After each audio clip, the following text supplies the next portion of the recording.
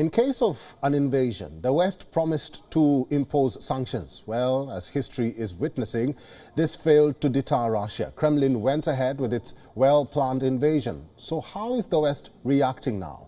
Latest orders include personal sanctions targeted at the two top men of Kremlin, President Vladimir Putin and Foreign Minister Sergei Lavrov. Their assets in the US, EU, UK and Canada will be frozen. Washington, D.C. has also imposed a travel ban. But the EU did not, in order to keep diplomatic channels open. Such punitive measures against leaders are rare. Till now, the European Union has only imposed sanctions against presidents of Syria and Belarus. These fresh sanctions come after US and Europe have already imposed financial curbs, which the West considers as severe.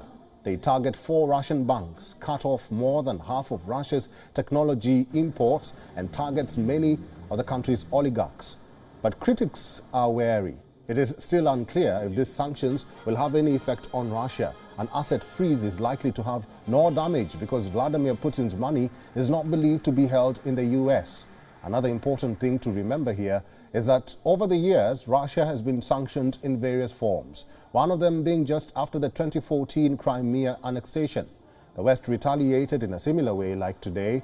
It imposed sanctions. That has had negligible impact on the Russian economy. In terms of the efforts to hit Russia's sovereign options, Moscow is in a far different place to how it was in 2014.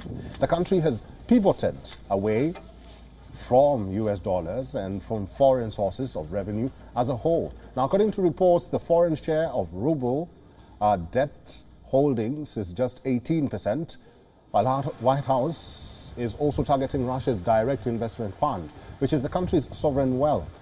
But critics say Moscow is in a far different place to how it was in 2014. The country has pivoted away from the US dollars. So with decades of retaliation from the West, Russia seems to have found its way around the so-called hard-hitting sanctions.